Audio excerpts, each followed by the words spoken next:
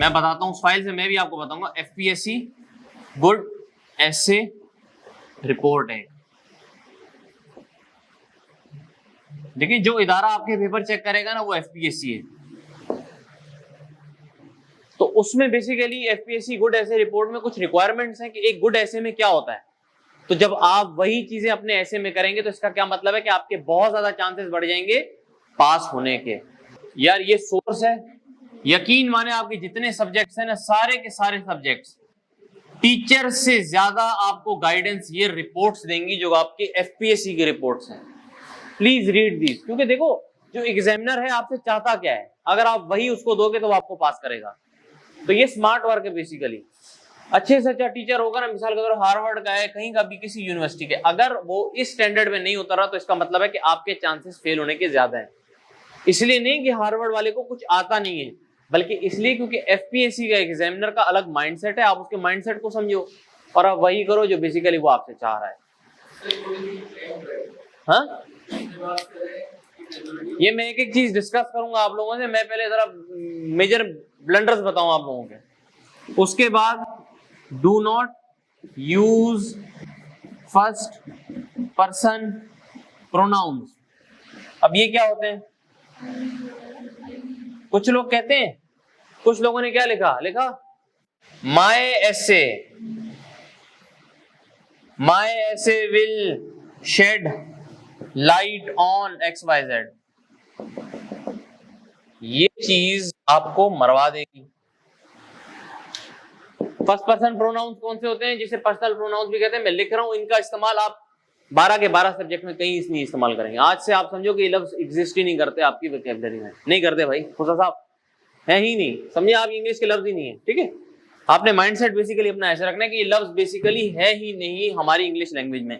वो क्या है? आई, वी, आर,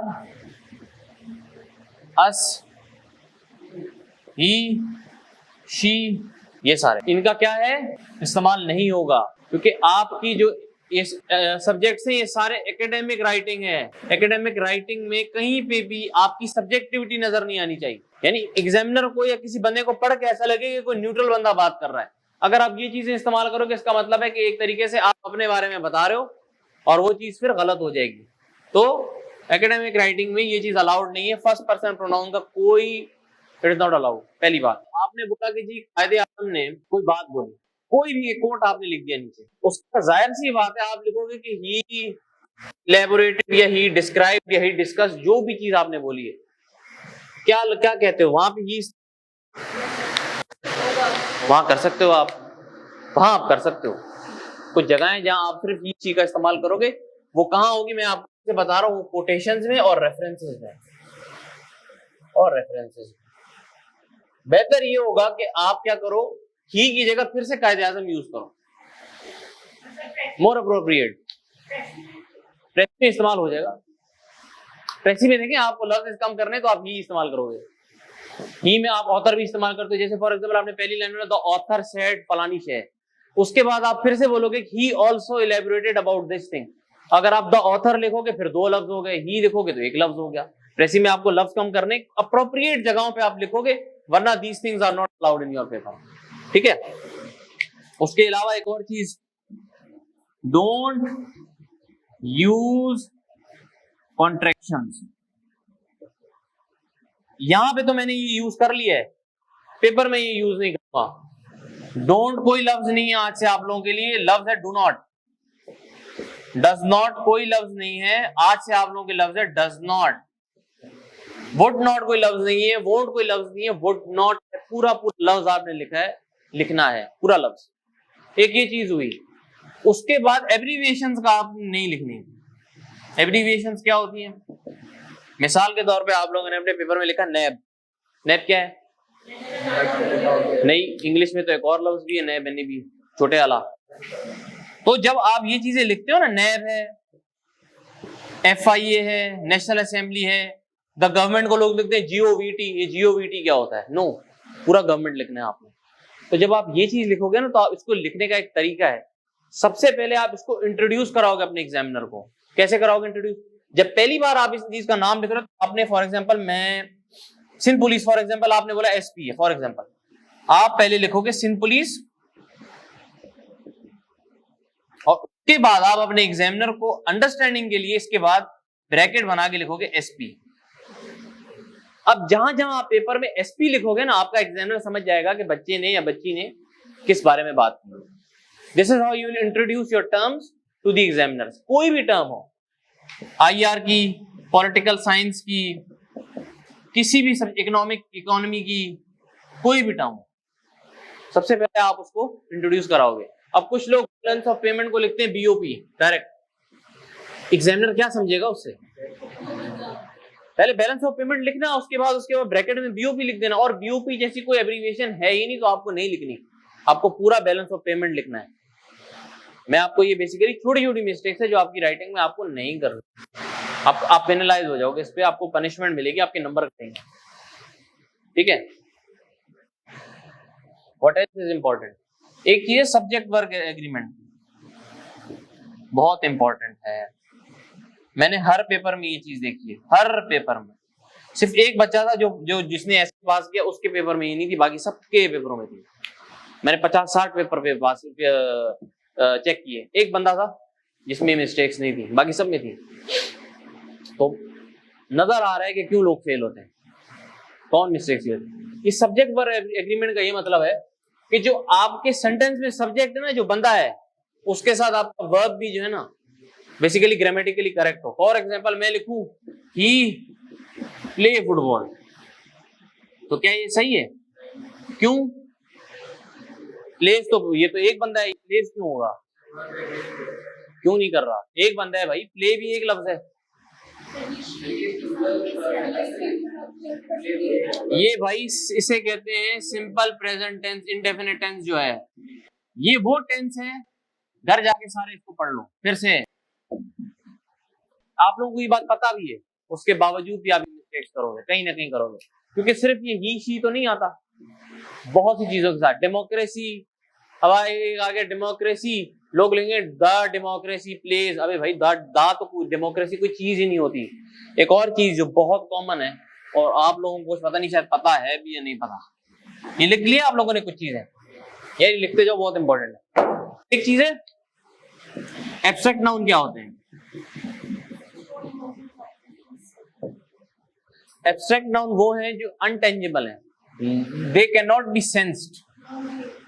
वो ऐसी चीजें हैं जो फिजिकल नहीं है, आइडिया है, कोई आइडिया है, कोई इमोशन है, कोई फीलिंग है जिसे आप डिस्क्राइब नहीं कर सकते, जिसे आप टच करके बता नहीं सकते लोगों को, वो क्या है?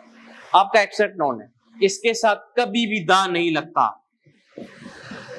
लोग बोलते हैं the democracy, the social media, the people of Pakistan. No sir, no, दा हम लोग नहीं लगाएंगे। हर पेपर में मैंने ये मिस्टेक देखी है, अच्छे से अच्छी जिसकी राइटिंग होती है ना, वो भी ये मिस्टेक कर बैठता है या कर बैठती है।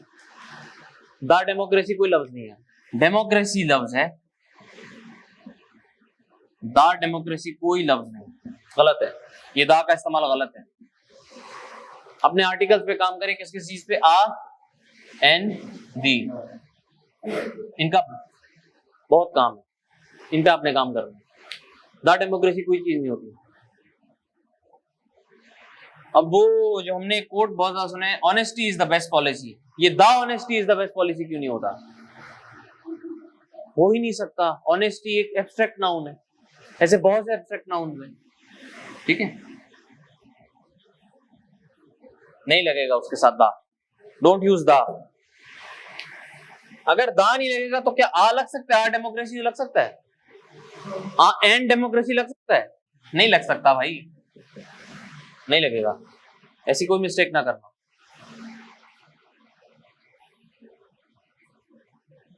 आपकी राइटिंग में कनेक्शन नहीं है, उसके लिए यूज ट्रांजिशनल वर्ड, बिल्कुल भी नहीं है कनेक्शन। समझ नहीं आती इस पैराग्राफ, ये पैराग्राफ किस चीज से कनेक्ट हो रहा है, इसका आइडिया कहां से कनेक्ट हो रहा है। तो ऐसी बात है। अब ये ट्रांजिशनल वर्ड्स क्या होते हैं, गूगल कर लें, आपको बहुत ज्यादा मिल जाएंगे। जैसे फॉर एग्जांपल मोर ओवर,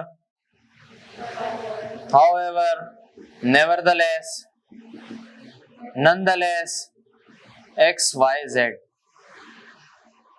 इनका प्लीज इस्तेमाल करें अपनी राइटिंग में और अपनी राइटिंग को ऑर्गेनाइज करें। एक और चीज, एक सब्जेक्ट, एक वो है, फराज इज माई फ्रेंड, अभी देखना, and Ahmad lives in Lahore. ये सेंटेंस कैसा लग रहा है आप लोगों को? इसका मतलब पता है उर्दू में आप बॉस, इसका मतलब पता है क्या सेंटेंस का उर्दू में? उर्दू में इसका मतलब बताओ मुझे, आपको। हाँ आपको बोलो, जोर से बोलो, जोर से बोलो सबको। कैसी बात लग रही है? अजीब लग रही है ना? ये जम्बल्ड सेंटेंस जैसे कहते हैं, this is a jumbled sentence. अब जब आप अपना ऐसे लिखते हैं ना, तो आपके दिमाग में बहुत से आइडियाज होते हैं, तो आप क्या करते हो, एक ही पैराग्राफ में 4-5 आइडिया डाल देते हो। नो, अभी लिख रहा हूं, one sentence is equal to one idea, बस ये आपका तैयार होना चाहिए। एक सेंटेंस में एक बात करेंगे, फिर अगले में दूसरी बात करेंगे, तीसरे में तीसरी बात करेंगे। इसी तरीके से पैराग्राफ पे आते हैं। पैराग्राफ भी तो एक ही बात करेगा, 3 बातें नहीं कर सकता एक पैराग्राफ में। क्या है? एक पैराग्राफ में एक आइडिया होगा। अब सेंटेंस एक है, इसका मतलब आइडिया भी एक है। ये मिटाऊं आप लोगों के लिए?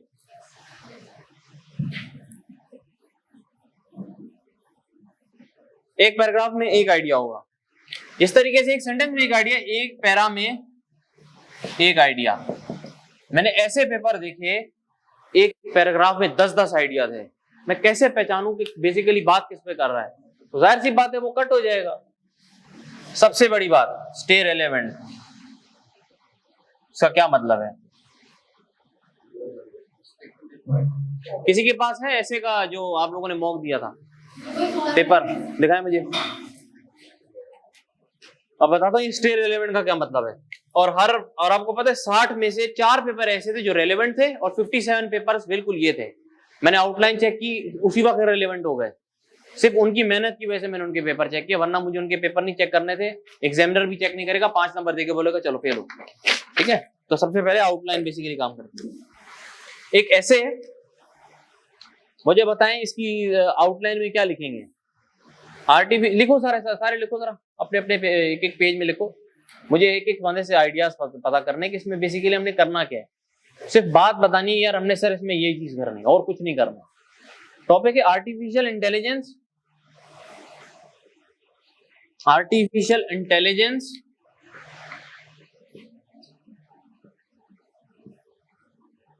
Can help resolve, artificial intelligence can help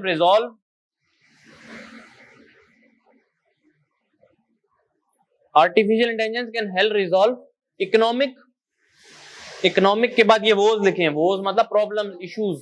ये लिखे, मैंने लफ्ज लिखा है यहाँ पे, woes, WOES, woes of Pakistan. Introduction लोगों ने लिखा ए फॉर एग्जांपल, बी में आगे इकोनॉमिक वोज आगे, वोज ऑफ पाकिस्तान आ गए, 8 लिख दिए, अलग अलग पैराग्राफ, 1 2 3 लिख दिए। उसके बाद जो मेन हेडिंग थी वो लिखी, उसमें 2 पॉइंट्स लिखे, फिर कंक्लूजन लिख दिया। अब एग्जामिनर आपको किस बात के नंबर दे? ये तो टॉपिक ही नहीं था, वो सीधा इसको चेक ही नहीं करेगा, वो बोलेगा इररिलेवेंट। वो इस 2 को चेक करेगा। क्या 2 पॉइंट्स आपको 40 नंबर दे सकते हैं? क्यों 1 पॉइंट क्या 20 नंबर का लिख रहे हो? No, never. अगर अच्छे से अच्छा भी लिखा तो 10 नंबर देगा। अगर आपकी इंग्लिश भी ठीक है तो आपके 10 नंबर आएंगे टोटल ऐसे में, और आप फेल हो जाओगे। आपसे पूछा ही नहीं है कि आर्टिफिशियल इंटेलिजेंस क्या है। फिर कुछ लोग देखिए what are economic woes, question mark बना दिया, उसको बोला कि इकोनॉमिक वोज 3-4 पैराग्राफ में समझाया। क्या ब्लंडर कर रहे हो?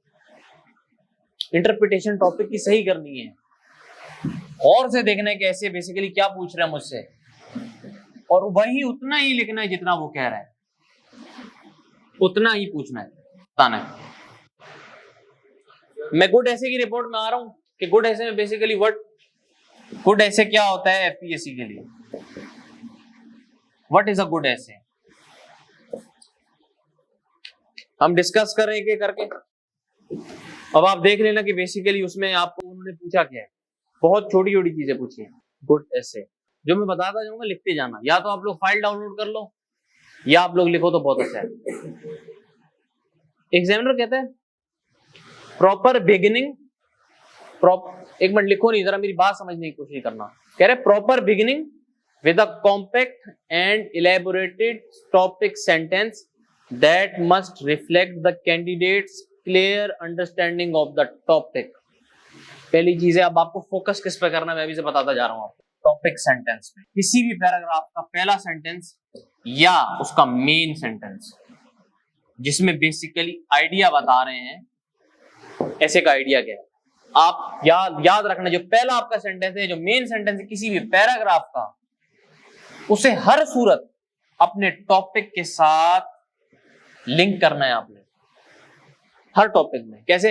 एग्जांपल लेते हैं, एक ऐसे आया हुआ है problems of higher education in Pakistan. Higher education के क्या मसाइल हैं पाकिस्तान में, एक टॉपिक सेंटेंस क्रिएट करते हैं।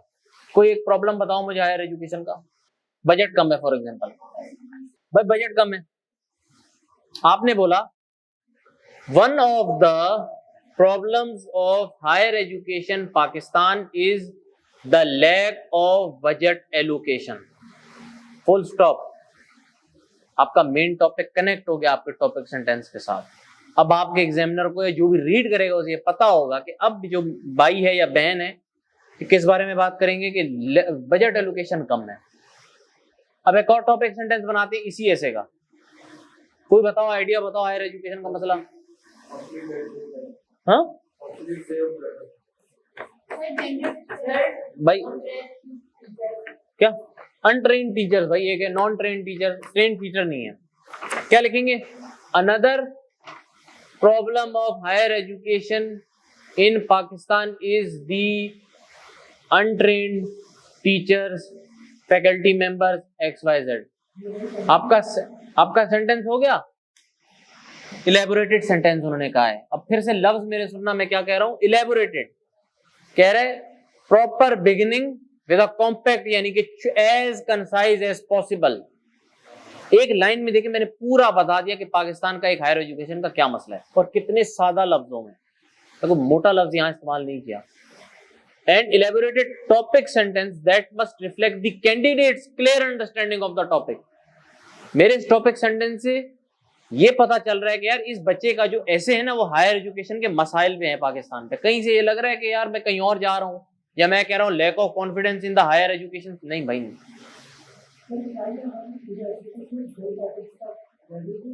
कौन सा? नो, क्यों करेगा? This is for a paragraph, not for the thesis statement या इंट्रोडक्शन में ये नहीं लिख रहे आप। This is a paragraph I am talking about. 80% आपका ऐसे पैराग्राफ्स हैं। आपका एग्जामिनर पेपर कैसे चेक करता है मैं आपको बताता हूँ। खोला, आउटलाइन देखी, देखा रेलेवेंट है नहीं रेलेवेंट है। अगर इररेलेवेंट है तो उसने अभी माइंड में बना दिया कि आप फेल हो गए। उसे बोला ये बंदा फेल है कि कुछ भी उखाड़ ले।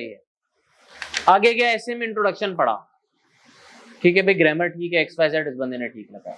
फिर वो कोई भी पैराग्राफ उठाएगा, अपने ऐसे का कोई भी पैराग्राफ उठाएगा, पढ़ेगा, देखेगा क्या ये कनेक्ट कर रहा है आपके मेन ऐसे से। नहीं करेगा तो आप और फेल। पास होने वाला क्या करेगा? रेलेवेंट आउटलाइन बनाई, जितना पूछा हुआ है सादे तरीन लफ्जों में। इंट्रोडक्शन पढ़ा उसने, बंदे ने बोला हाँ यार इसका तो इंट्रोडक्शन का स्ट्रक्चर भी ठीक है। अब वो पूरा ऐसे नहीं पढ़ेगा, वो बीच में से कोई भी 2 पैराग्राफ्स आपके पढ़ लेगा, कोई भी 2। इसीलिए आपको हर पैराग्राफ को grammatically, spelling mistake, sentence structure, reference के हिसाब से सही रखना होगा, ठीक है? क्योंकि वो कोई भी पैराग्राफ हो सकता है, क्या पता वो पहला पैराग्राफ पढ़ ले, आप बहुत लकी हो। क्या पता वो कोई एंड का, बीच का कोई पैराग्राफ पढ़ ले, क्योंकि इंसान की साइकी लिखता रहता है ना, पहले चीजें तो अच्छी होंगी, बीच की चीजों में बड़े ब्लंडर्स होना शुरू हो जाते हैं। तो ये ब्लंडर्स आप अवॉइड कैसे करोगे? प्रैक्टिस से। उसने कोई भी एक पैराग्राफ पढ़ा, उसने कहा यार पैराग्राफ का टॉपिक सेंटेंस भी बिल्कुल वही कनेक्ट हो रहा है जिसने आउटलाइन में लिखा है और जो ऐसे के साथ भी लग रहा है। फिर उसने आपका रेफरेंस देखा, आपकी राइटिंग देखी, आपका कंक्लूजन सेंटेंस देखा कि क्या ये टॉपिक सेंटेंस के जैसा ही कंक्लूजन सेंटेंस लिखा है। कंक्लूजन सेंटेंस में भी यही होंगी चीजें जो बेसिकली मैंने टॉपिक सेंटेंस में बताई, मगर दूसरे लफ्जों में। फॉर एग्जाम्पल को therefore it is proven that a big problem to higher education in Pakistan is the lack of budget allocation. ये मेरा कंक्लूजन सेंटेंस होगा, कितने बेसिक लफ्जों में, मैंने कोई मोटा लफ्ज इस्तेमाल नहीं किया। फिर लास्ट में वो आपका कंक्लूजन चेक करेगा, if you are good, conclusion ठीक लिखा है, आपके 40 नंबर पूरे आ गए, आप पास हो गए। ये पेपर इस तरीके से चेक होता है। 16,000 17,000 पेपर हैं, कभी भी वो 6 महीने में नहीं चेक कर सकता एक एक पेपर को पूरा पढ़ के। आपने रेलेवेंट रहना है, अपना ऐसे पूरा करना है, तो नहीं मार के आने का यार 3 पैराग्राफ में बीच पे छोड़ के आया, क्या पता उसने आउटलाइन में वही पैराग्राफ पढ़ना है जो आपने नहीं लिखा, वो बोलेगा आपने टंगी मार दी, तो आप फेल हो गए। आगे चलते हैं, एक ये चीजें अगर आपने अपने लफ्जों में लिखना है तो लिख दें। टॉपिक सेंटेंस और कंक्लूजन सेंटेंस पे आप अपने काम करोगे। आगे चलें, करेक्ट एंड फ्लॉलेस लैंग्वेज। उसने ये नहीं लिखा कि हाई फाई लैंग्वेज चाहिए, करेक्ट हो और बिना मिस्टेक्स के हो। बिना मिस्टेक्स में मतलब spelling mistakes, grammar, sentence structure, ये 3 चीजें आती हैं आपके बेसिकली लैंग्वेज में, कि आपने सही तरीके से सही लैंग्वेज लिखते हुए अपनी बात कम्युनिकेट की है। This is the second thing that your examiner requires from you. इसी चीज पे आते हैं, यूज ऑफ अप्रोप्रिएट वोकैबुलरी। इसका क्या यार, आपका कोई सवाल था पूछिए।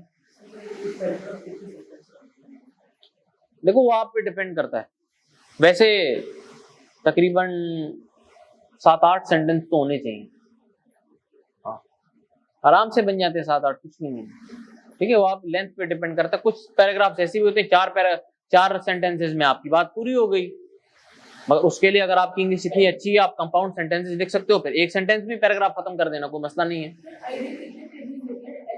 आइडियल कोई चीज नहीं, आइडियल लेंथ होती है, सिर्फ पेजेस नहीं होते, उस पर भी मैं बात करूंगा, मगर वो जरा छोटी बात है।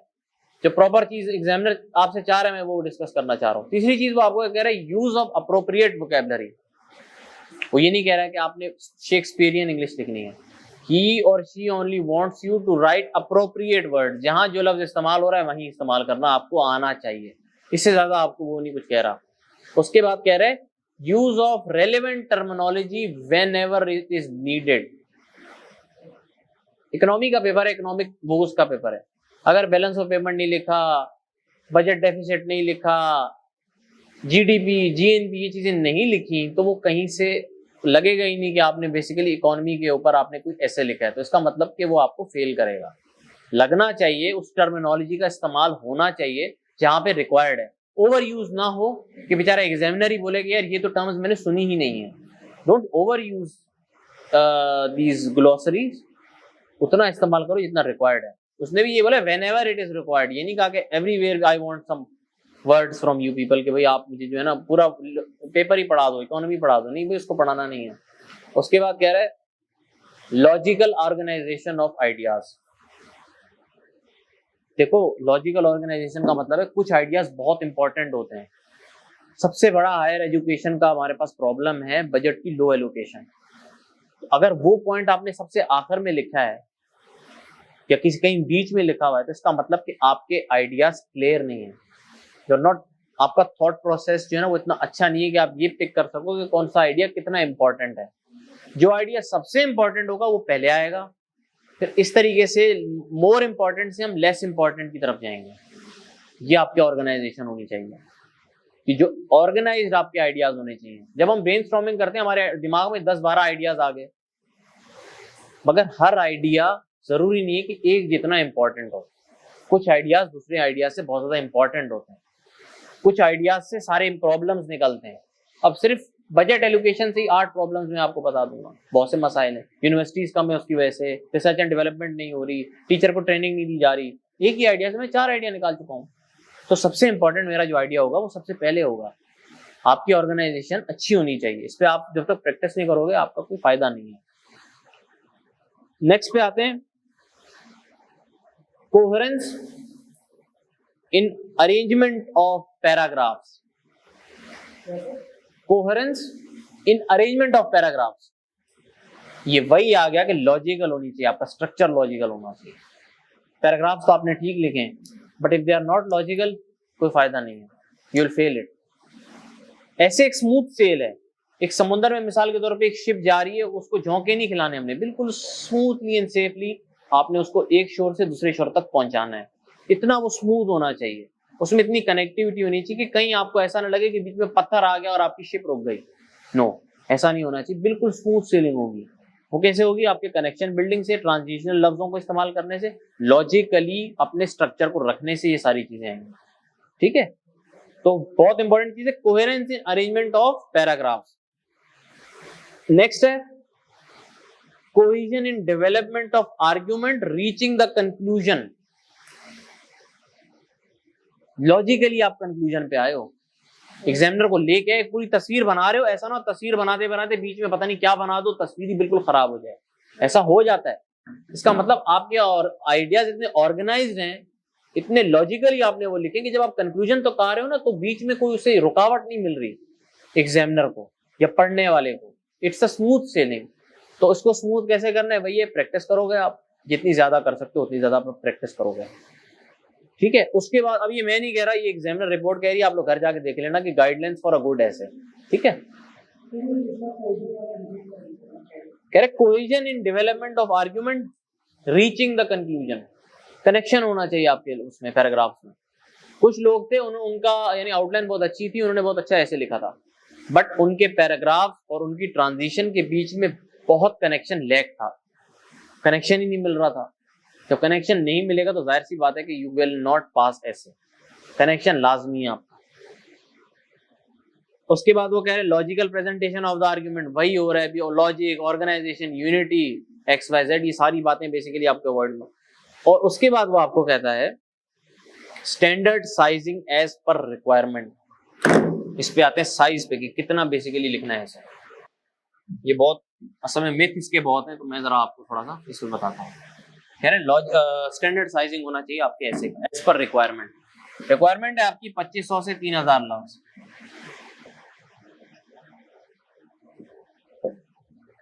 बट याद रखें वो आउटलाइन प्लस ऐसे दोनों की हैं,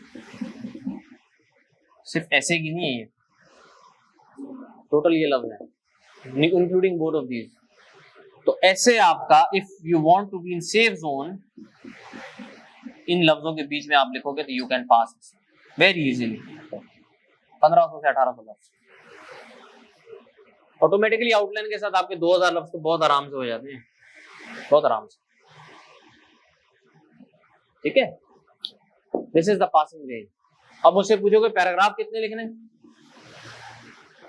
डिपेंड्स। क्यों? आप में से एक बंदा होगा जो एक पैराग्राफ 50 लफ्जों का लिखता होगा, एक बंदा होगा जो एक पैराग्राफ 200 लफ्जों का लिखता होगा। तो एक बंदे के 4 पैराग्राफ और एक बंदे का एक पैराग्राफ इक्वल हो गया। उसने लेंथ की बात की, उसने कहीं पैराग्राफ की बात नहीं की। आपको लेंथ को मीट करना है, चाहे कैसे भी करो। Number of paragraph do not matter, they don't matter, the length matters. Length matter करती है। तो 1500 से 1800 लफ्ज के बीच में आपका ऐसे कहीं ना कहीं होना चाहिए if you want to be in safe zone. अब जरा ये गौर से सुने, वो कह रहे avoidance of too much scholarship. इसका क्या मतलब है? Avoidance of too much scholarship. Scholarship क्या होती है? और कोई बताएगा स्कॉलरशिप क्या होती है? जी, नॉलेज और रिसर्च। नॉलेज मतलब बुक्स के नाम, ऑथर्स के नाम, राइटर्स के नाम, न्यूज़पेपर्स के नाम। उसने क्लियरली बोला avoidance of too much scholarship. एक ऐसे में एक से ज्यादा अगर आपका स्कॉलरशिप होगी ना, तो मैं तो फेल करूंगा और आपका एग्जामिनर भी आपको फेल करेगा। डेली लाइफ एग्जाम्पल से भाई अपना रेफरेंस निकालें।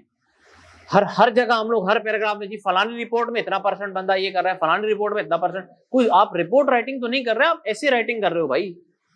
हर जगह आपने स्कॉलरशिप लगाई हुई है, हर जगह आप बुक्स के नाम लिखोगे, हर जगह आप ऑथर्स के नाम लिखोगे, हर जगह रिपोर्ट्स के नाम लिखोगे, जो हम रेफरेंसेस बेसिकली सुनते हैं।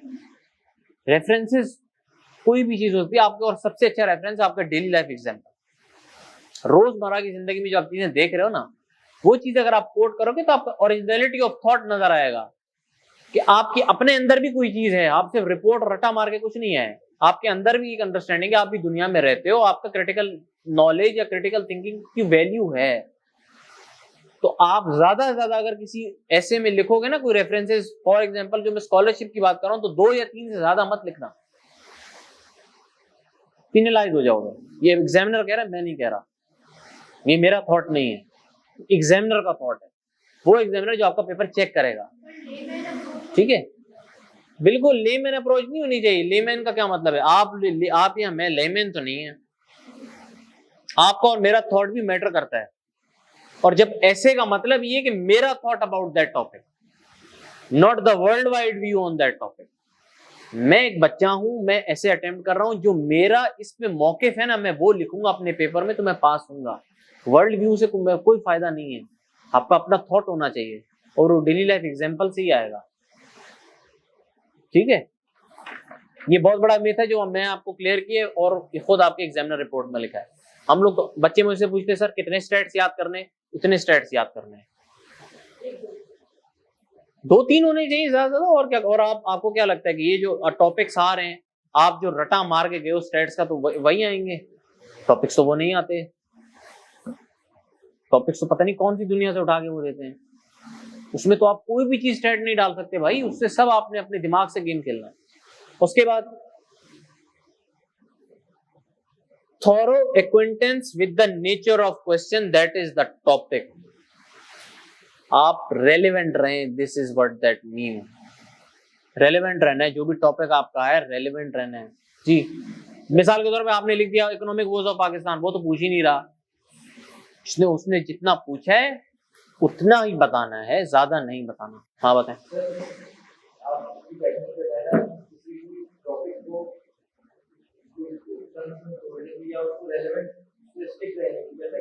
अभी मैं वो उस पर भी आता हूँ थोड़ा, पहले मैं जरा ये 2 और रह गए, उसके बाद हम उस पर आते हैं कि यार टॉपिक तोड़ना कैसे है। क्योंकि यार जिनका 24 का पेपर है उनका तो हाई टाइम है ना, 25 वाले भी कुछ सीख लेंगे इससे, ठीक है। एग्जामिनर रिपोर्ट यार देखनी है घर जाके, इसको डाउनलोड कर लो।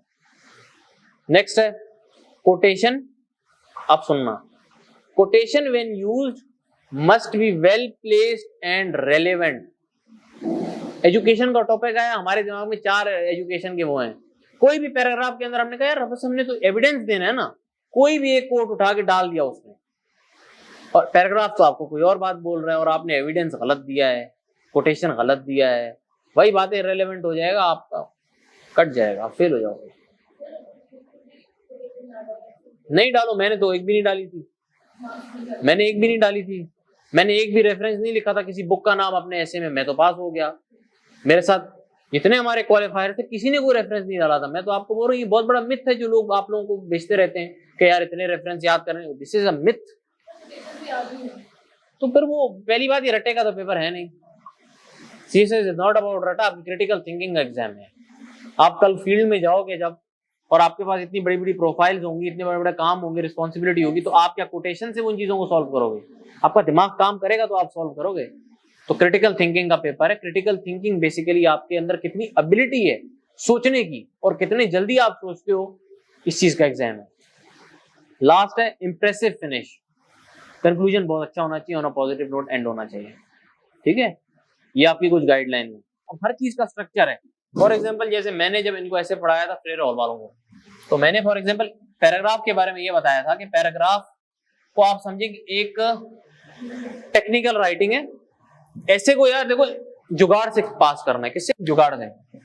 जुगाड़ क्या बताता हूं, पैरा है आपका, अब देखना पहली लाइन जो है आपकी, फर्स्ट लाइन, वो आपका टॉपिक सेंटेंस होगा। क्या होगा? टॉपिक सेंटेंस, पहली लाइन, पहला सेंटेंस। उसके बाद आप लिखोगे 3 और लाइंस, 1 2 3, 3 सेंटेंसेस। सेंटेंस और लाइन में क्या फर्क है? सेंटेंस कंप्लीट आइडिया देगा, और लाइन तो पेपर की एक लाइन है। तो 3 सेंटेंस अलग अलग कह रहा हूं, 3 सेंटेंस, 3 लिखे। उसके बाद आप एक दोगे रेफरेंस, 1 रेफरेंस। रेफरेंस का क्या मतलब है? एग्जाम्पल, कोई स्टैट, कोई बुक, कोई ऑथर का नाम, कोई डेली लाइफ एग्जाम्पल, कुछ भी। और लास्ट में आप लिखोगे कंक्लूजन सेंटेंस। कितने सेंटेंस? बस ये करें, ये करें, बस यही सोचेंगे, यही है बस, इसको इसी तरीके से करें, हर पैराग्राफ को इस तरीके से करें। कैसे नहीं आपका ऐसे पास होगा, मैं देखता हूँ। हाँ, हर पैराग्राफ में होना चाहिए। ये पॉइंट है ना। फॉर एग्जाम्पल मैंने क्या बोला था कि भाई one of the major problems of higher education in Pakistan is lack of budget allocation. अब कंक्लूजन में क्या लिखोगे कि हेंस या देयरफॉर, रिजल्टेंटली, कॉन्सिक्वेंटली, कोई भी लफ्ज इस्तेमाल करोगे, कॉमा लिखोगे। It is proven that one of the major issues of higher education is in Pakistan is the lack of budget allocation.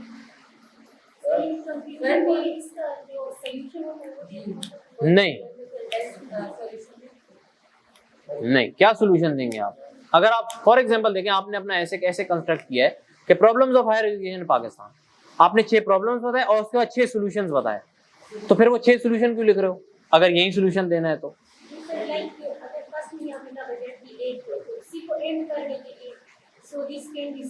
Because देखें, your first topic sentence tells you कि आप paragraph में लिखोगे क्या। इसमें आपने सिर्फ, जब आपका पहला टॉपिक सेंटेंस ये कि बजट एलोकेशन कम है, तो वो कैसे प्रॉब्लम क्रिएट हो रहा है हायर एजुकेशन के लिए, आपने वो लिखना है उस पैराग्राफ में कि उसकी वजह से यूनिवर्सिटीज नहीं बन पा रही, उसकी वजह से लैक ऑफ फैसिलिटीज हैं। ये बेसिकली आपको उस पॉइंट को थोड़ा इलेबरेट करना है, थोड़ा बड़े तरीके से बयान करना है कि ये मसला क्यों है। अगर बजट एलोकेशन नहीं है तो मसला क्या है? इससे कोई मसला नहीं है, मसला है ना, उससे बहुत सी चीजों के मसाइल हैं। वो मसाइल आप सिर्फ 3 मसाइल लिखेंगे, लिखे, एक रेफरेंस दे दिया। रेफरेंस फॉर एग्जांपल इसमें मैं दूंगा कि भाई कोई भी यूनिवर्सिटी का नाम लूंगा कि भाई फलानी यूनिवर्सिटी, उसमें लैब्स नहीं है, उसमें प्रॉपर, आप बोले उसमें प्रॉपर वॉशरूम्स नहीं है, हाइजीन नहीं है, पानी नहीं है। कराची यूनिवर्सिटी का लॉ डिपार्टमेंट है, उसमें आपको पता है पानी नहीं है, पानी नहीं है उसमें, ठीक है। मैं गया था एडमिशन के लिए, तो मुझे तो वहां उन्होंने बोला कि पानी नहीं है वॉशरूम में। तो दिस इज एन इशू ना। ये इशू कहां से क्रिएट हुआ है? पैसे ना होने की वजह से ना।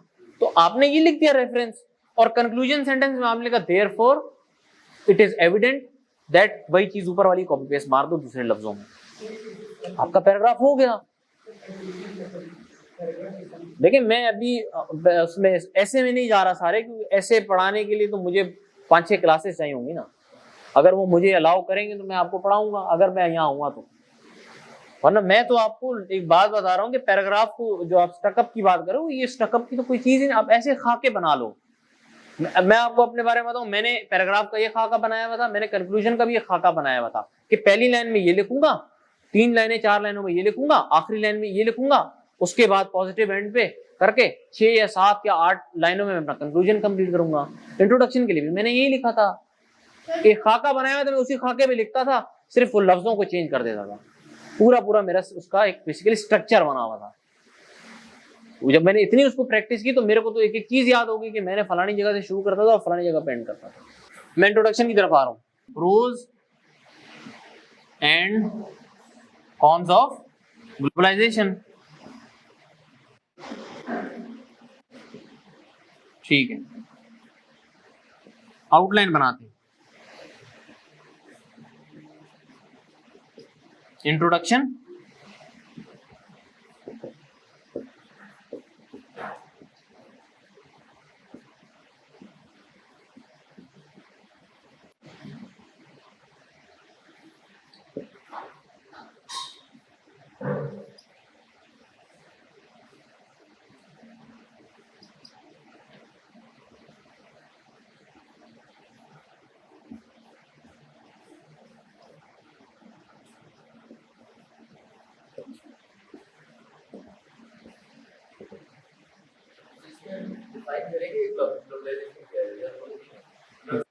जरूरत नहीं, अगर आपने करना है तो वो भी वो हम कर लेते हैं। मिसाल के तौर पे भाई कह रहे हैं हमारे कि आपने बोला कि जी व्हाट इज ग्लोबलाइजेशन, ठीक है, ये भी एक बना लेते हैं। आइडियली दोनों चीजें, मगर मैं नहीं लिखता, मैं समझता हूँ इररिलेवेंट है। एग्जामिनर इतना तो अक्लमंद है बेचारा, यार ये हमारे पास 1 2 3 4 5 हेडिंग्स हैं, अब हमने इसका इंट्रोडक्शन लिखना है। अब मैं यहाँ लिख रहा हूँ इंट्रोडक्शन, अब आप लोग पेपर में लिख लेना, ठीक है, ऐसे इंट्रोडक्शन लिख लेना है, इंट्रोडक्शन लिख लेना, पास हो जाओगे। यार ये पेपर में नहीं लिखना है, पेपर के बारे में नहीं कह रहा मैं, इसके जो नीचे कर रहा हूँ वो बेसिकली पेपर में करेंगे। यार इंट्रोडक्शन पहले होता क्या, इंट्रोडक्शन है आपका रोड मैप ऑफ एसे। एक पैराग्राफ जो आपके पूरा एसे को बता दे, वो पैराग्राफ आपका इंट्रोडक्शन का पैराग्राफ होता है। दूसरी चीज इसे कहते हैं अनयूजुअल पैराग्राफ। हमने पढ़ा था कि पैराग्राफ में सिर्फ एक बात की जाती है, मगर मैं तो इस पैराग्राफ में 5 से 6 बातें करूंगा। That is why this is called unusual paragraph. एक होता है अनयूजुअल पैराग्राफ और एक होता है यूजुअल पैराग्राफ, ठीक है। यूजुअल वाला जो है इसमें आप इस डिबेट में ना जाएंगे क्या क्या होता है। जो मैं आपको बता रहा हूँ इंट्रोडक्शन जो है वो आपका अनयूजुअल पैराग्राफ है। स्टार्ट करते हैं, ये आपका पेज है, ठीक है। इंडेंटेशन देना, इंडेंटेशन होती है क्या होती है इंडेंटेशन? लाइन से थोड़ी सी यहां से बेसिकली अपने पैराग्राफ को स्टार्ट करना है आपने पहले क्या बोला, लिखता जा रहा हूं, देखते जाना।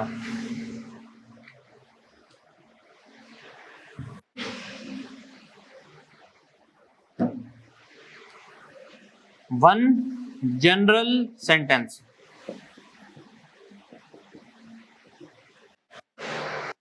पहला सेंटेंस आपका कोई भी जनरल सेंटेंस होगा, कुछ भी हो सकता है, मगर वो प्लीज टॉपिक के बारे में ही होना चाहिए। कोई हिस्ट्री के बारे में बात कर ली, कोई आर्ट के बारे में बात कर ली, कोई कल्चर के बारे में बात कर ली, बेसिकली आपने कोई भी एक जनरल बात करनी। फॉर एग्जाम्पल मैं लिखता the world today has become a globalised village. मैंने किसी कोटेशन से स्टार्ट नहीं किया, मैंने किसी स्टैट से स्टार्ट नहीं किया। याद रखना ये जो कोटेशन स्टैट रेफरेंसेस है ना, प्लीज अवॉइड देम, क्योंकि जहां रिक्वायर्ड होते हैं हमें वहां लिखने होते हैं। यहां अगर हमें लग रहा है कि बेसिकली मैं अपने इंट्रोडक्शन में से नहीं घुसा सकता तो मैं नहीं घुसाऊंगा, I will not include it. पहला मैंने अपना सेंटेंस लिखा जनरल सेंटेंस, क्या था वो, the world today has become a globalised village, ठीक है। आगे मैं क्या लिखूंगा, अब मैंने बात करनी ग्लोबलाइजेशन की, ग्लोबलाइजेशन क्या है। मैं लिखूंगा that is due to the phenomenon called globalization. Connection build कर रहा हूं। पहले बोला वर्ल्ड जो ग्लोबलाइज्ड विलेज बन गई है, फिर मैंने कहा that is due to a phenomenon known as globalization. अब मैं क्या करूंगा, यानी कि आपके बेसिकली 2 जनरल सेंटेंस हो गए। अब आपने एक सेंटेंस में ग्लोबलाइजेशन को एक्सप्लेन करना है।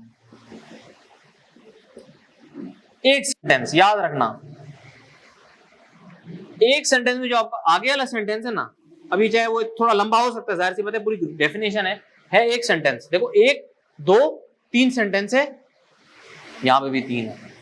सेंटेंस क्या होता है भाई, जहां फुल स्टॉप लग जाए, एंड हो जाए, मीनिंग है, that is a meaning, that means वो आपका एक पूरा सेंटेंस है। ग्लोबलाइजेशन की आपने एक लाइन की डेफिनेशन लिख दी, आगे चलते हैं। यहां आ गए आप, क्योंकि मैं वही बता रहा हूं क्या है, एक रोड मैप है। क्या है, एक मैप है, पैराग्राफ है, तो आपको बेसिकली सारी चीजें इंक्लूड करनी है। अब आप आगे प्रोज पे, आप बोले ग्लोबलाइजेशन हैज रेवोल्यूशनाइज्ड द वर्ल्ड, या सिंपल लफ्जों में बोलते हैं there are a lot of advantages of globalisation. लिखा आपने, फिर आपने बोला वन ऑफ देम इज, जो 5 पॉइंट लिखे ना, इनमें से एक पॉइंट आपने उसका सेंटेंस यहां लिख देना है। एक लिख दिया आपने, क्या लिखा, वन ऑफ देम। अब देखते रहना, मैंने क्या बोला है, one of them. One of them is जो भी चीज है। आपने बोला मोर ओवर, या बोले ऑल्सो, या कोई भी ट्रांजिशन लफ्ज आपने इस्तेमाल किया, या बोले another one of them, another one is, इसमें से एक और पॉइंट जो होगा वो भी लिख दें। एक और पॉइंट लिख दिया। अभी तक 2 पॉइंट्स बताए, फिर आपने एक और बता दिया।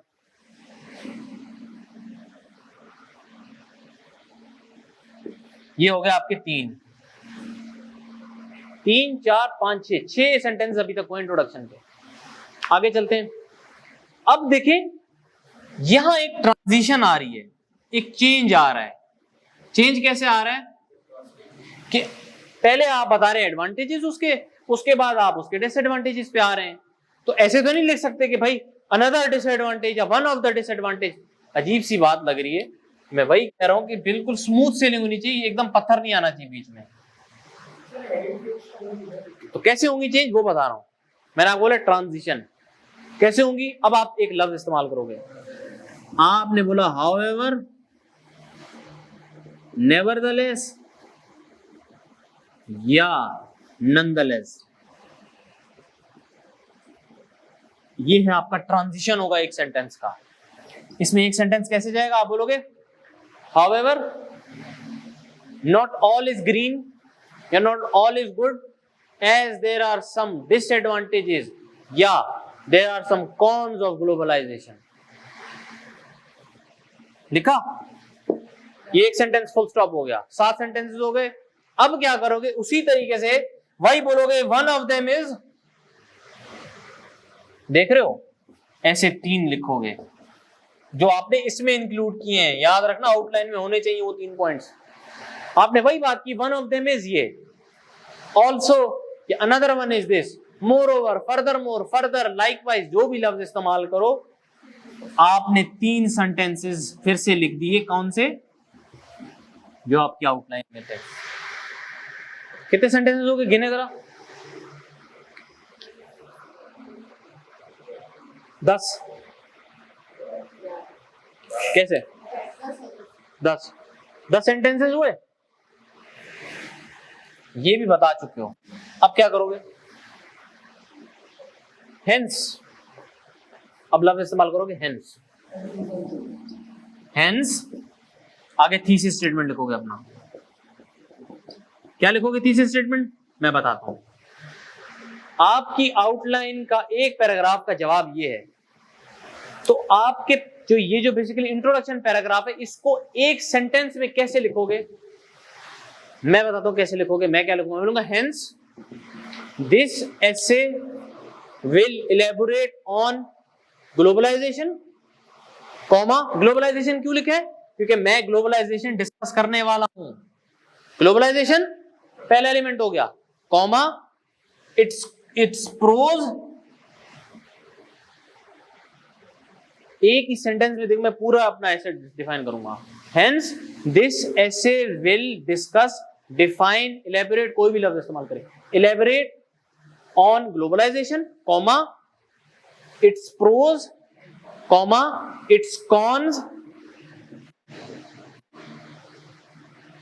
इन दिस ऐसे या in the paragraphs below, full stop. Done हो गया। आपके 11 सेंटेंसेस में आपका इंट्रोडक्शन खत्म, पूरा स्ट्रक्चर बना हुआ है आपका। जी समझ नहीं आ रही, क्या बोल रहे हो।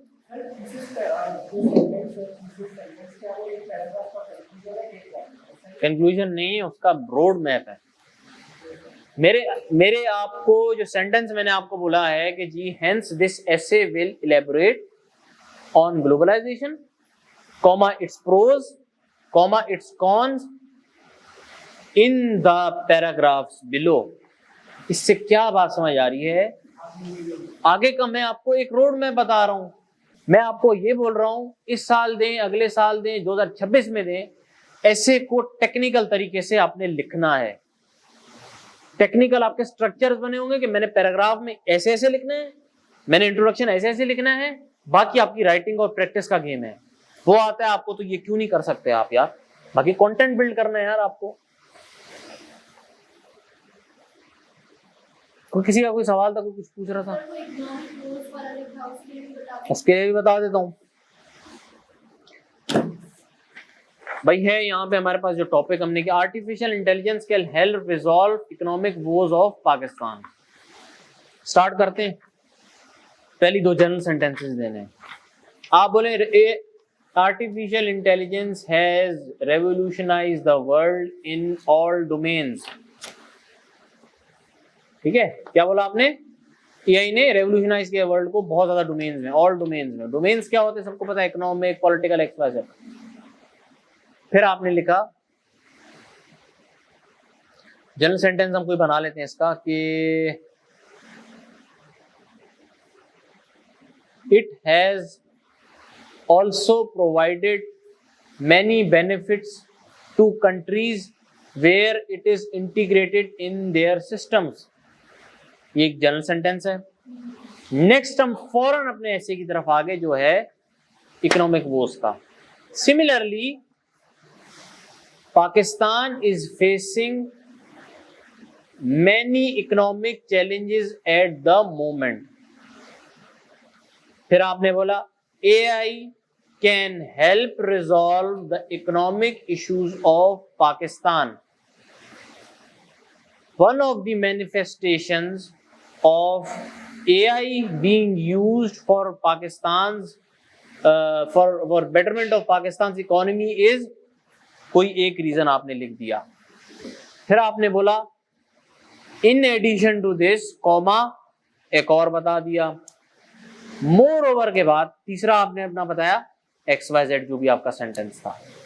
अब क्योंकि पूरा ऐसे इसी पे है तो हम उस पे 3 नहीं लिखेंगे, हम उस पे 6 पॉइंट्स देंगे, क्योंकि हमें बेसिकली अपनी लेंथ को तो मेंटेन रखना है ना, तो हम उसमें 6 पॉइंट्स लिख लेंगे और आउटलाइन में हमने फिर 8 या 9 पॉइंट्स दिए होंगे, क्योंकि because it is the main part of your एसे। लिखा। फिर आगे आप क्या बोलेंगे, थीसिस स्टेटमेंट दे देंगे। हो गया आपका इंट्रोडक्शन।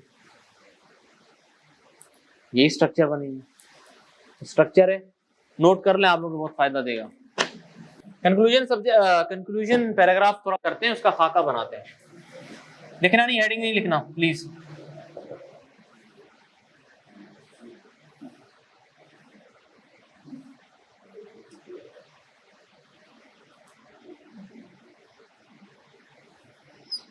यहां पे उल्टा होगा। इंट्रोडक्शन और कंक्लूजन एक दूसरे का मिरर है। जब हम मिरर में देखते हैं तो हमारी ये वाली शक्ल वहां दूसरी तरफ चली जाती है। तो ये जो पहला सेंटेंस है ना, ये आपका पहला होगा thesis statement. Your first sentence is going to be about the thesis statement. यहाँ पे आखिरी स्टेटमेंट आपका क्या था, थीसिस स्टेटमेंट। वहां पे पहला सेंटेंस आपका थीसिस स्टेटमेंट। सबसे पहले आप क्या यूज करोगे, एक ट्रांजिशन वर्ड इस्तेमाल करोगे। सबसे पहले वो क्या हो सकता है, to conclude, to sum up, to recapitulate, to encapsulate XYZ। जितने भी ट्रांजिशन वर्ड्स आपके कंक्लूजन के हैं उनमें से कोई भी एक लफ्ज आपने लिख देना है। यहाँ पे वो लफ्ज लिख के आपने लिखा कॉमा, थीसिस स्टेटमेंट बता दिया करके। To sum up, this write up या दिस स्क्रिप्ट या this essay elaborated upon globalization. फिर देखो मिरर इमेज अब कैसे आएगा, पहले आप लिखोगे कॉन्स को, फिर क्या लिखोगे, पहले कॉन्स लिखोगे, फिर प्रोज लिखोगे, पहले ग्लोबलाइजेशन लिखोगे। मिरर बन गया। और आखिर में पॉजिटिव नोट, पहले मैं जरा लिख दूं कि क्या क्या लिखनी है, बेसिकली चीज लिखनी है। आपने लिखा हेंस, या फॉर एग्जांपल आप लिखा to sum up, this write up elaborated upon globalization, its advantage, its disadvantages, its advantages and its advantages। आपका पहला स्टेटमेंट हो गया, पूरा थीसिस स्टेटमेंट लिख दिया। अब आप क्या करोगे, कौन से स्टार्ट करोगे, ग्लोबलाइजेशन से स्टार्ट करोगे। मगर ग्लोबलाइजेशन की जो आपने डेफिनेशन देनी है वो डेफिनेशन सेम नहीं होगी जो यहाँ होगी, लफ्ज आगे पीछे होंगे, लफ्ज बेसिकली डिफरेंट लिखोगे, पैराफ्रेज करके आप उसको लिखोगे। अगर यहाँ आपने ग्लोबलाइजेशन की कोई और डेफिनेशन दी है तो वहां पे दूसरे लफ्जों में बेसिकली डेफिनेशन ही देनी है। एक सेंटेंस आपका इसका कौन से में से, अब ये चीज देखना, जो आपकी आउटलाइन थी जिसमें आपने 3 दिए थे ना कॉन्स, और टोटल हमने कितने लिखे थे, 5 लिखे थे। जो बाकी 2 बच गए ना, आपने बाकी 2 यहां पे लिखने हैं।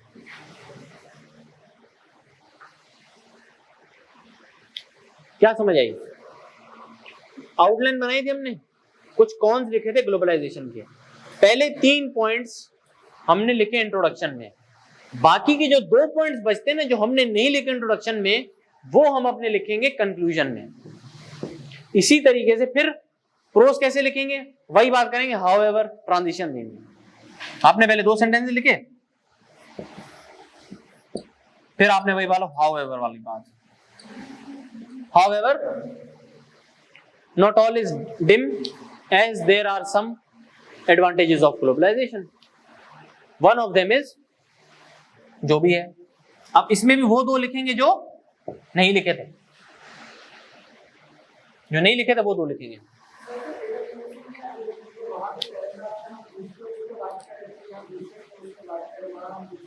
भाई प्रोज है ना, ऐसा जरूरी तो नहीं है कि वही 3 प्रोज है सिर्फ ग्लोबलाइजेशन के, आपने तो 5 डिस्कस किए हैं।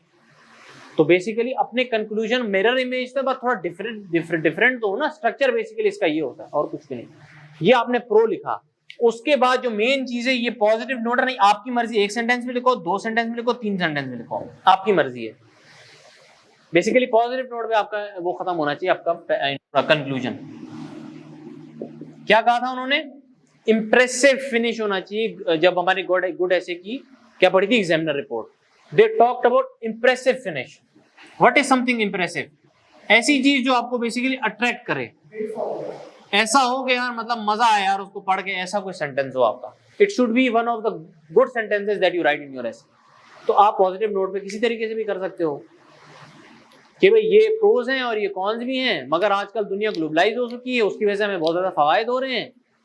इस तरीके से कोई पॉजिटिव नोट आपने बना देना कि एक दिन जो हमारी दूरियां हैं इंसानों के बीच में वो ग्लोबलाइजेशन की वजह से खत्म हो जाएंगी, किस तरीके से आहिस्ता आहिस्ता खत्म हो रही है। अब ये मेरा थॉट है, मेरा पॉजिटिव नोट है, जरूरी नहीं है कि आप यही लिखोगे। आपके दिमाग में कोई भी आ रहा है उसको 1 सेंटेंस में लिखो, 2 सेंटेंस में लिखो, 3 सेंटेंस में लिखो, आपका कंक्लूजन सेंटेंस हो गया। This is the structure for your conclusion paragraph. यार एक टॉपिक लिखें सारे, special investment facilitation council is the game changer for agriculture and investment इन पाकिस्तान। ये आपका टॉपिक है। अब इसको तोड़ना कैसे है वो मैं आपको तोड़ के बताता हूँ। सबसे पहले यार आपने टॉपिक देखा, टॉपिक में लिख देता हूँ, SIFC समझ गए क्या है? बेसिकली उसका is the game changer for agriculture and investment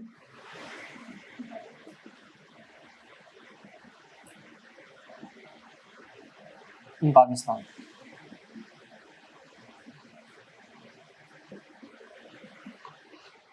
सबसे पहले क्या करेंगे आप लोग, अंदाजा है किसी को? इंटरप्रेट करने के लिए समझेंगे कि क्या कह रहे हैं, 3 बार पढ़ेंगे इसे। SIFC मेन वर्ड्स क्या हैं? ये एग्रीकल्चर, इन्वेस्टमेंट, पाकिस्तान। कुछ ऐसे होंगे जिसमें पाकिस्तान का लफ्ज नहीं लिखा, इसका क्या मतलब है कि वो जनरल एसेज हैं, वो वर्ल्ड वाइड हैं, और लोग क्या करते हैं उसे सिर्फ पाकिस्तान पाकिस्तान पाकिस्तान पाकिस्तान नहीं sir, they are general essays, world wide essays हैं। इंडिविजुअल भी उसमें आएगा, इंटरनेशनल कम्युनिटी भी आएगी, नेशनल कम्युनिटी भी आएगी, everybody is included in those essays, मगर ये पाकिस्तान सेंट्रिक ऐसे है। स्टार्ट करते हैं इसकी, बेसिकली हम इसको तोड़ेंगे कैसे। अब कुछ लोग बोलेंगे कि यार पहले तो एक्सप्लेन करेंगे SIFC है क्या, करेंगे? मैं नहीं करूंगा, जिसने करना है वो कर सकता है, मैं नहीं करूंगा। मैंने पहले तो देखिए इंट्रोडक्शन है वो लिख दिया। अब जो हेडिंग्स बनाएंगे ना वो तोड़नी है जरा बेसिकली।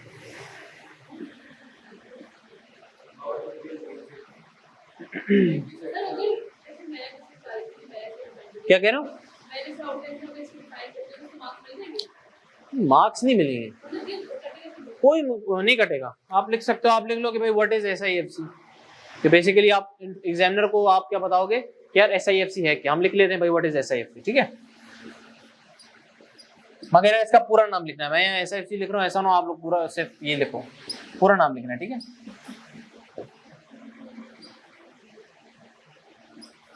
यार इसमें बेसिकली सवाल हमसे वाई नहीं पूछा, क्यों का पूछा है, कैसे नहीं पूछा, क्यों का पूछा है, क्यों है कि नहीं है।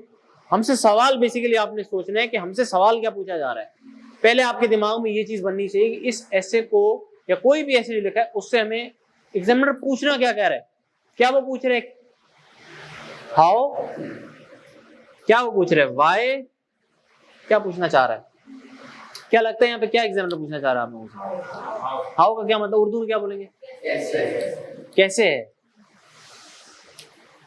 आपने क्या लिखा,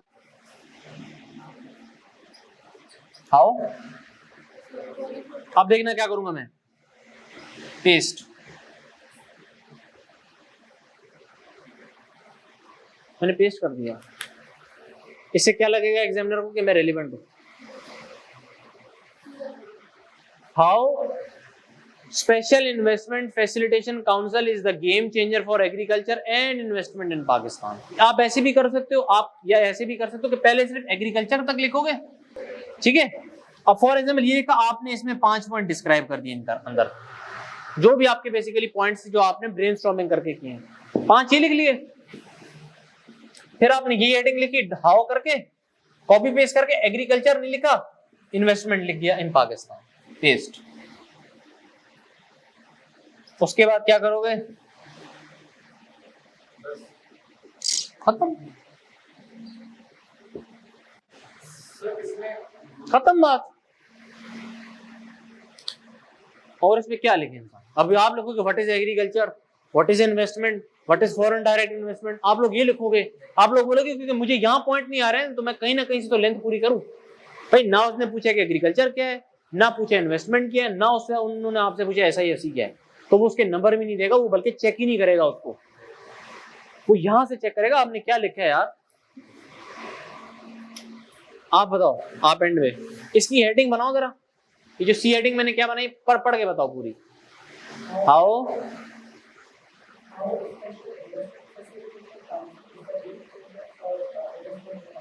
फॉर, पहले एग्रीकल्चर है, क्वेश्चन मार्क लगाओगे नहीं लगाओगे, क्यों?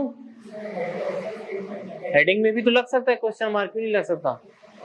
यहाँ पे तो मैंने लिखा है क्वेश्चन मार्क, लगेगा। और कौन कहते लगेगा? और यार जो सही बता रहे हैं वो बहुत कम लोग हैं, सिर्फ 2 लोगों ने सही बताया। नहीं लगेगा भाई, नहीं लगेगा। अगर हाउ के बाद इसलिए आएंगे तो फिर यार लगेगा। इसका क्या मतलब है, एक चीज आपने अपनी राइटिंग में देखनी कि क्वेश्चन मार्क का कैसे यूज करना है, वो आपने पढ़ना है। क्या पढ़ना है यार, हाउ का मतलब थोड़ी क्वेश्चन मार्क लगेगा। जब तक हाउ के साथ यहाँ वर्ब नहीं लगेगा, हेल्पिंग वर्ब, तब तक आप इसको क्वेश्चन मार्क नहीं लगाओगे। पहले क्या था, हाउ, अगर मैं बोलूं how is SIFC the game changer, तो फिर मैं क्वेश्चन मार्क लगाऊंगा, वरना मैं नहीं लगाऊंगा। आपकी आउटलाइन बन गई। अब कंक्लूजन नहीं, सॉरी, इंट्रोडक्शन लिख सकते हो। कैसे? 2 जनरल स्टेटमेंट दिए, एक सेंटेंस में SIFC सब समझाया कि क्या है, फिर डायरेक्ट आगे एग्रीकल्चर में कैसे कर सकते हैं, 3 पॉइंट बताए। इसमें फिर हाउएवर करके, फिर आपने बोला कि हाउएवर नहीं, आप बोलोगे जी एडिशनली। अभी आप बोलोगे एडिशनली करके, एडिशनली ये इन्वेस्टमेंट में भी फायदा दे सकता है। इसके 3 पॉइंट्स बताए, तीसरी स्टेटमेंट लिख दिया।